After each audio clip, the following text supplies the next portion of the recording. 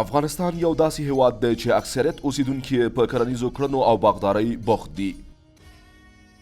په دې هکله د دوو داسې کورنیو یادونه کوو چې له 4 نسلونو را په دې خوا د افغان بزګرو په لاس تولید شوي کرنیز توکي کورنیو او نړیوالو بازارونو ته عرضه کوي.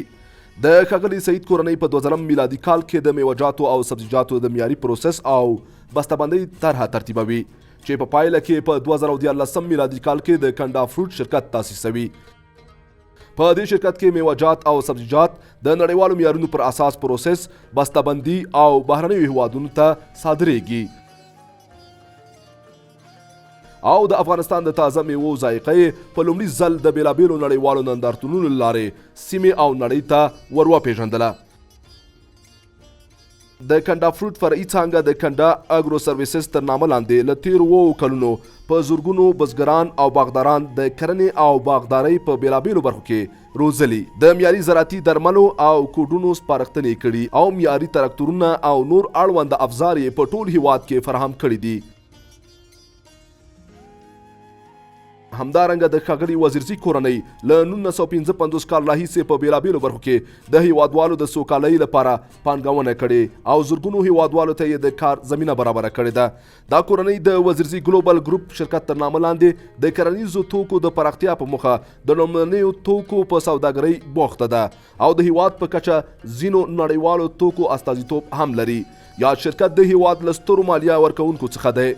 دغه شرکت په علمي برخه کې د خپل مطالعاتي څېړنیز او خپرندوی مرکز له لارې په کال کې لکونه پرمختللي نړیوال کتابونه خصوصا د کرنې او مالدارۍ په برخه کې ملي ژبو ته ورکوي. یا شرکت د نورو فعالیتونو ترڅنګ د ورزشکارانو د تشویق پر مخه د کرکټ په ورزشي برخه کې هم د وزیرزي مس عینک او وزیرزي اتلان لوبډلو مالکیت لري. کنډا فروټ او وزیرزي ګلوبل شرکتونو په ټول هیواد کې نوې انګېزې راوپارولې او په پایله کې د کنډا وزیرزي ګلوبل لابراتواري خدماتو په رغولو لاس پورې کړ چې موخې یې د کورنیو تولیداتو، وارداتو او صادراتو د کیفیت کنټرول او تضمین لپاره د معیاري لابراتواري خدماتو وړاندې کول دي. یا شرکتونه د محبوب ولسمشر د پراخ اقتصادي لیدلوري پر بنسټ د کابل باریکا په صنعتي او کرنیز ښارګوټي کې پر 10 جریبه ځمکه د 8 میلیون امریکایي ډالرو پر ارزښت د کنډا وزیرزي ګلوبل د میوو او سبزیجاتو د تولید او پروسس فابریکه تر لاس لاندې لري. د ګران ولسمشر جلالتمآب ډاکټر محمد اشرف غني د تشویق او ترغیب له مخې د هوایي دهلیزونو د رغولو پر مټ او د ریل د پټلۍ له لارې د اوبو له بندرونو سره د افغانستان نښلولو پروګرام د دې سبب شو چې کنډا فروټ او وزیرزي ګلوبل شرکتونه په ګډه یو بل اقتصادي ګام پورته کړي چې هغه د کندهار لوی کرنیز کمپلیکس طرحه ده. د دې کمپلیکس په چوکاټ کې نږدې 6,000 کسانو او 180,000 بزګرانو، سوداګرو او دخیلو کسانو ته د اړوندو زنځیري ارزښتونو په اوږدو کې د کار دوامداره زمینه مساعدېږي او هم د افغانستان د کرنیزو محصولاتو لپاره په نړیواله کچه یو باورمن ادرس رامنځته کوي. د صادراتو کچه لوړوي او د وارداتو کچه کموي. د افغانستان میوې د اقتصادي کمیشن کارانو له انحصار خلاصوي. د داخلي او نړیوالو بازارونو یا د هغوی د اړوند لوبغاړو ترمنځ د یو نښلونکي پل دنده هم پر غاړه لري. تر ټولو غوره دا چې په مرسته یې صادروونکي په خپله تجارتي نښه او نوم هم نړیوالو بازارونو ته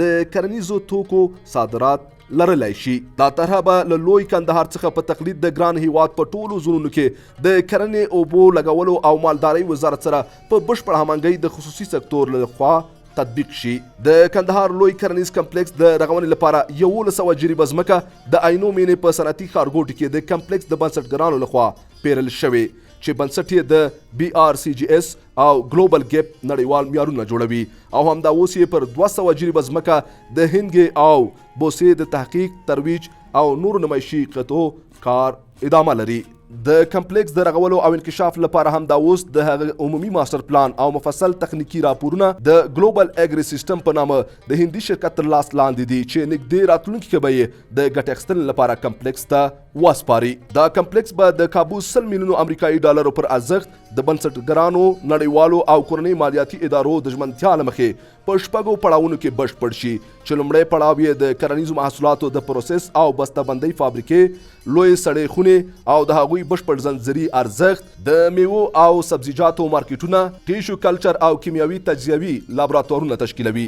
دویم پړاو یې د کرنیزو محصولاتو حمایوي صنعتي فابریکې، دریم پړاو یې سوداګریزه کرنه او باغداري، څلورم پړاو یې د لبنیاتو زنځیري ارزښت، پنځم پړاو د څارویو بشپړ زنځیري ارزښت او شپږم پړاو یې د لومړنیو توکو تصفیه خونې او تولیدي فابریکې تشکیلوي. یاد کمپلیکس د زرغون ساتنې ستراتیژي لکه د واټر ټریټمنټ پلانټس، پر چتونو د باران له اوبو او د رین واټر هارویسټینګ سیستم او ریسایکلینګ له نورو تخنیکونو په استفادې اوبو او نورو ضایعاتو مدیریت، د بام پر سر د سولر پینلز د نصبولو له لارې د شمسي انرژۍ مؤثره او مثمره استفاده د کمپلیکس د استحکام او دوام لپاره په پام کې لري. دا کمپلیکس به په لومړي فاز کې د 10 میلیونه امریکایي ډالرو د پانګونې پر مټ نږدې 88 زره میټریک ټنه د جهاني معیارونو پر بنسټ پروسس شوي او بسته‌بندي شوي میوې او سبزیجات نړیوالو پوټنشل لرونکو هیوادونو ته صادروي، چې لومړي کال کې به د انځرو، انارو، انګورو او شکرپارې پروسس فابریکې جوړوي. په دویم کال کې د سبزیجاتو پر معیاري پروسس او بسته‌بندۍ او د تخمونو پر تولید تمرکز کوي. دریم کال د لبنیاتو معیاري پروسس او څلورم کال د بورې او وړو د میلونو او تصفیه خونو د تشکیل پروګرام په پام کې لري.